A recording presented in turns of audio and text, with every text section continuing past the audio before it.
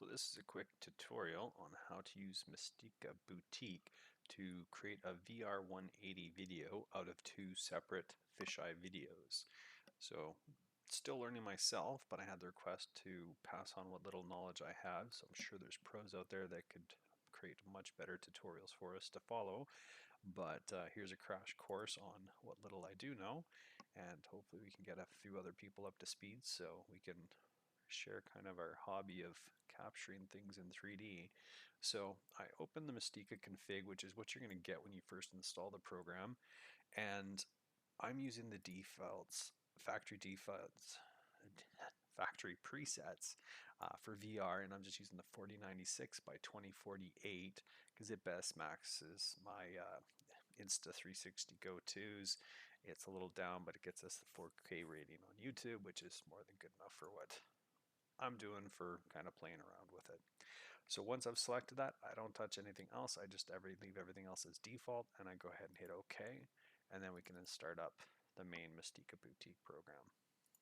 So I already have my user created, so I'm just going to pop right into the program here. And when you first open Mistika Boutique, you get BAM. There's a lot to it, and it doesn't seem very intuitive at first, but after you start figuring out kind of the logic behind the program, it really does start making more sense. So it's that first hurdle that you have to jump over that is the most difficult and probably took me the most amount of time. So hopefully I can help with a few others so they can get over that first hurdle a little bit quicker than I did. So we've opened the project here. It's the standard layout, which looks very similar to a lot of other video editing programs as far as, hey, we have some bars we can throw up here. I'm going to go and add some media. So I'm just going to do that. Click on the media button here, and I'm going to add some from my cameras. You might not have any bookmarks when you start up. If you need that, it's nothing more than finding a folder location, and it's going to go one level above it. So for example, I have cam 1.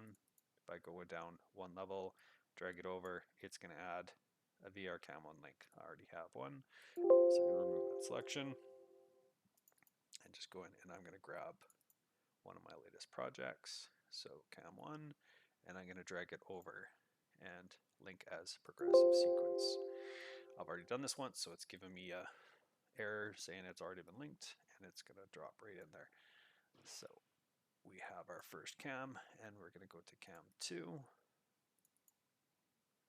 and we have our second video, which we're going to drop right underneath it. Link is progressive. Okay, and we're going to stack those bars. So if you were doing a standard video, you're going to be stacking these left, right, because it's one continuous video. But with VR, we're going to stack everything vertically, because everything that you apply to your video is a vertical stack. So quick example of that is we have two videos here. They're separate. You can see the fisheye down on the bottom right hand corner here, but they're probably out of sync since they're two separate cameras. Unless you can hit that start record at the exact same time or have the fancy camera setup that has start at the same time, it needs to be aligned. So down at time we have align clips, and it lets you align by audio. Go ahead and click OK. And if you don't get a bar up, I found this is a bug. I am using the beta edition. I'm sure there's a new version out. This is just the one that had all the features at the time I downloaded. So I find that if you cut those videos out, go over to the node graph. Node graph is kind of more like a workflow layout. It's going to paste them back in, and now I can select those ones, align clips by audio, hit OK, and now we get the bar, and it's going to see there's two offsets by 1 frames, and it's going to align those clips. So now when we hit play, both those videos are going to be in alignment. So you probably heard me snapping there. That was whenever I start a video, I snap a couple times, and that way when I do the audio alignment, it should get it bang on because it's a very sharp peak. Lets us align the videos nice and easy, makes it simple. So you're going to see my videos are upside down, so we need to first fix that before we do anything to it. So I'm going to go into one of the videos, and my default, most people's defaults are just going to be into left view. You're going to see I'm up 180, so I'm going to transform by going down into into transform and expanding, and I want to roll my video 180 degrees.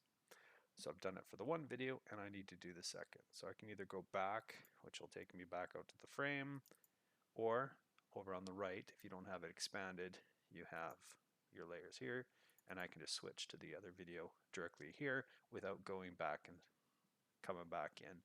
So these are nice features for rather than having to go back out and back in, it lets you switch between your layers all in one spot, which makes it a whole much faster. So I'm going to go ahead and transform, roll 180 degrees, and now both my fisheyes are the right orientation. But that doesn't get us a VR.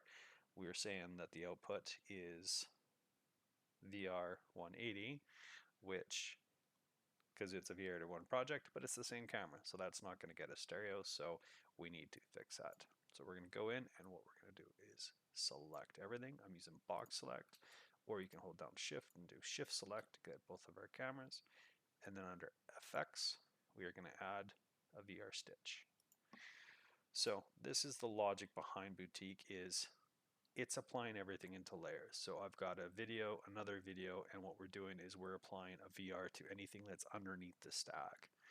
So it is just a transition upwards for what effects do you want to apply to anything beneath it. And then you can select what you do, what you don't.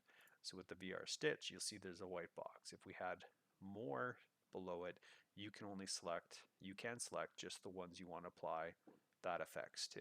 So you can keep going up. We can add audio in here. We can add color effects in here. It just keeps going on. So that's that I like about it, but it adds a lot of confusion when you first start using the program, is that, okay, we're stacking effects on top of whatever we want to apply it to. Once you grasp that logic, it starts getting a whole lot easier. So now that we've added that VR stitch, we're going to go into it, and you're going to see we only have the one camera. Biggest thing you can do is switch down to side-by-side VR180, and it's going to show you what you kind of expect to see on a finished video is, okay, there's our two videos. But odds are it's not aligned because we only have one camera showing up in here. If you have a fancy expensive camera, they might have some camera presets down in the camera load presets that makes it so all the work's done for you. It'll align the cameras, it'll do everything for you. But if you were like me and using Insta360 Go or something that is not an actual coded one that some pros gone and done the settings, shared it with Mistika, you can try copying one of those that gets similar to your cameras and it'll be good enough, or you can just manually do it, which is what we're going to do here, just so that way you can see what you need to do. So since we only have one input camera, we're going to go ahead and add a camera here, and now you're going to see we have two. And we need to align that to which camera is which. So I'm just going to click on the first camera. I'm going to switch it, don't need to switch it. We can just click between the two, and you're going to see the orientation. So camera 1 is our right. Nope, that's camera 1 is our left. Camera 2 is our right. So by doing that, I'm going to switch back into my VR stitch. So this is our left.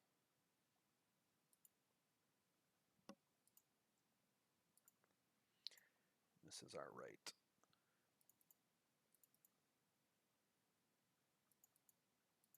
Camera 1 is our right. I got that backwards, didn't I? Nope, I got it. So camera 1 is right, camera 2 is left. So now we have our cameras set up properly. So our left is shown on our left, our right is shown on our right. But obviously our image is not filling up that screen.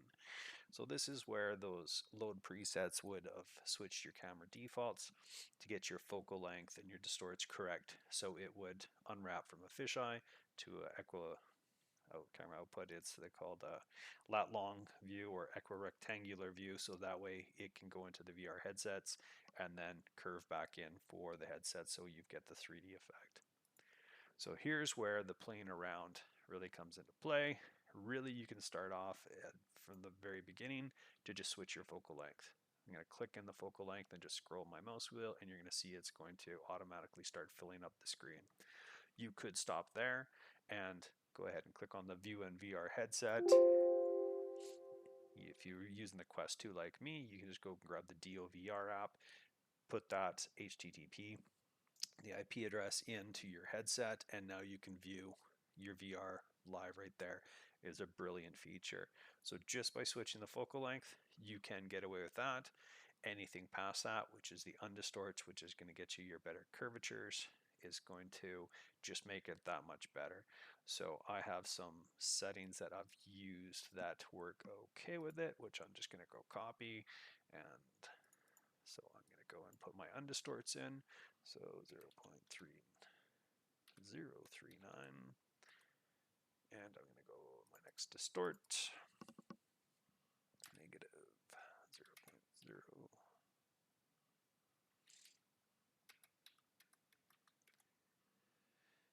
And my last one is negative 0.002. No, it's 3 this time. So there, that's given us enough of our storage, and my focal length, I believe, on is 6.446. So that kind of fills out my screen, but you're going to see there might be some blur on there. That's where your alignment on your circle mask. Mine, I run at 49.5, and to see that, the easiest thing you can do is go into show one input mode and switch it over to your single eye, and you're going to see that circle mask, that yellow circle, is going to smooth as you scroll around. If you need a finer adjustment, because scrolling's going to do whole points, you can hold down Alt, and that will get you 1 decimal point. And if you hold down Control Alt, that will get you 2 decimal points. So you can really fine tune your settings. I know mine's 49.5. And if you are out of alignment here, that's where you can go in and you can actually move this circle around. So if you don't have the center actually truly centered, you can go and manually adjust it for each of the cameras. My setup's not too bad. I'm not going to worry about it here, but we might be out of actual alignment. So that's where I will switch it over on our GUI to black and white analyst, and that's going to show our 2 separate cameras side by side. Here's our center line, and I'm just going to draw a grid on there. So this center line, everything should be at the same height on the horizontal line for the center of the camera. And I'm just holding my right mouse click button to be able to pan between the image. So hold down the right, and that'll move you zooming with my mouse onto it. And I want to align it because we want to have this bar, the 2 images, at the same height. So I'm going to turn on align mode over on the right hand side, and I've got camera 1 selected now, and I'm just going to click and drag, and you're going to see it's going to move the 1 image, and we're just going to move it slightly so it hits the right side. I'm going to zoom out. We're going to check right in the center here. We're pretty close, but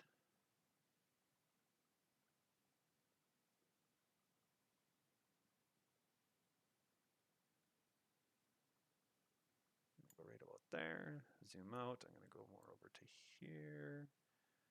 Not bad, but we are going to take that.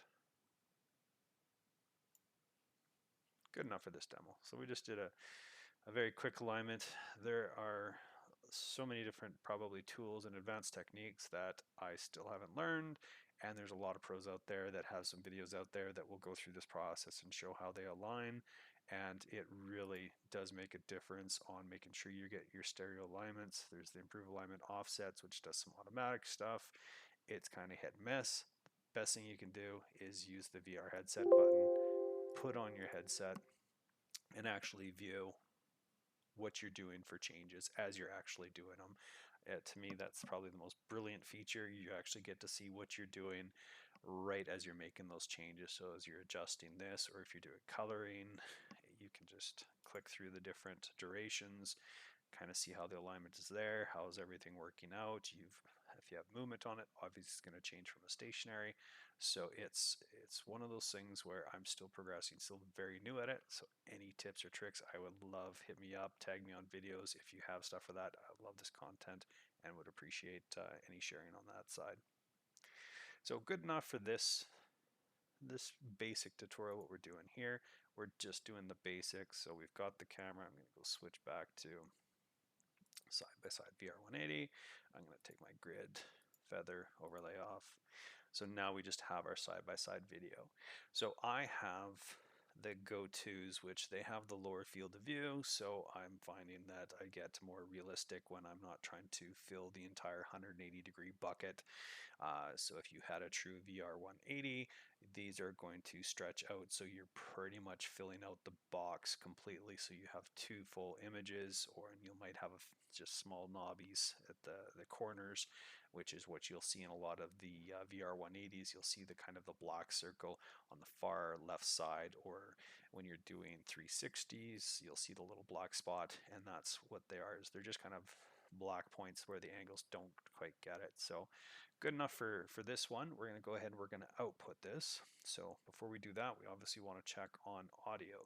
So I'm going to go back on here, and if I hit play, it has really no audio because it's just recording, but there's background noise. So what I'm going to do is I'm going to clean that up by going into the audio section, and I'm going to choose each one of my videos. Again, just the basics here. I only have the left channel going on. If I wanted to have stereo on it, I'd have to turn second channel on, but I want no audio. So just by hitting the down, I'm turning the audio off on it. Next video, turning audio off on it. Don't want to have a very boring video, so we're going to go ahead and add some audio. But before we do that, we just want to put the bass, just a short clip, and obviously we don't want to snapping our fingers and all that other stuff. So I'm going to move over to the clip. Right around there is going to be good enough. And I'm going to go back to my edit, and I'm going to go split that. So get the split on there. And now I've gotten rid of that front part. Don't need it, never going to reference it, so might as well get rid of it. Same thing if you come to the end and you know you don't want a portion of it, you can come to it, split it, cut it, get rid of it. Okay, I stopped recording right about there. Go ahead and we're going to hit split. Grab that video, it's gone. And you can do the same thing if you wanted to break this into parts. We can do that. Or if you just wanted to take out a sample and see how it looks, we can use the edit marks. There's a beginning. And you'll see I'm just moving the red slider here. And I can use the marks here. And now we have a selection that we can just do for output. We're going to do the whole video here, so we don't need the selections. We're going to be doing the whole one, so we can just select the whole selection, and we're covered there. So with that, we need to go and add some audio because I don't want it to be completely boring. We do that by adding some media. Going to my downloads, grab some YouTube audio. Sure, like the audio.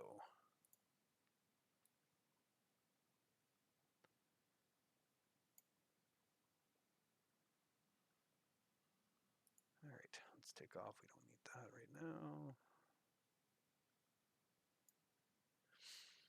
And there is our audio in there, so you can probably hear.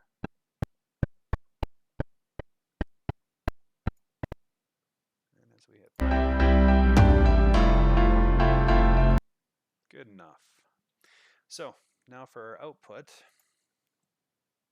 we want to output our selection, which is our audio and the VR stitch. So I just select those two objects, and then we can render in the foreground. I have things set up, but if you don't, you'll want to go into the video section in here. This is where you want to choose your codec. I've been using the HEVC 428 bits for when I do a little bit higher resolutions. You can just use the 420 bit rate if you're going to do up to 4K. And I've been only doing MP4. Haven't done the Mistika or the QuickTime because I'm not doing anything fancy like the pros do. I'm just doing quick and dirty. In the scale, I'm using my project. You could scale that out to 5K, 8K, whatever you want to do, as long as the codec supports it. For the most part, I'm just going to use the project settings, so that's why I use the project with the right settings that I'm going to automatically export it as. Some people will do their project in a lower resolution and then scale it up. So it's whatever works for you. Frame rate is source. We got 50 frames per second. I'm fine with leaving it there. And this is where most people miss it, is the default is going to be no stereo ID, or it's just going to be some other settings. Make sure you go down and choose the side-by-side VR180. Once you do that, You can go ahead and hit OK. Audio and movie, you're good there.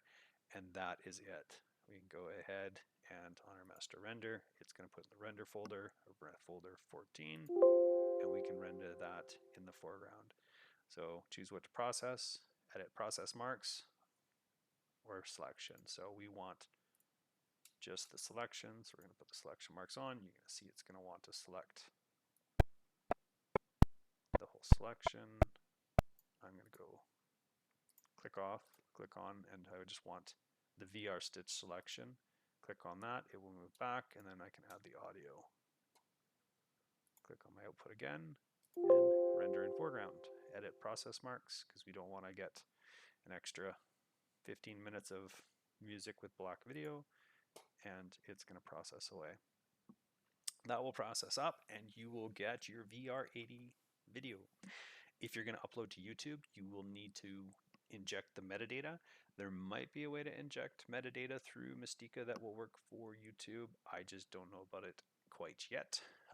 I grab my video once it's finished and then use the VR180 injector tool and set my field of view a little bit lower in that, and that seems to work okay.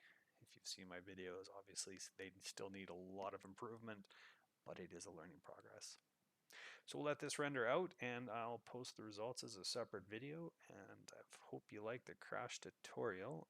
It's again very beginner from a beginner, so it's definitely a work in progress. So I love any questions, or if you have, like I said, better content, I would love to learn more or see other people's 3D efforts to see kind of the different techniques to make it a funner project. Thanks, everyone.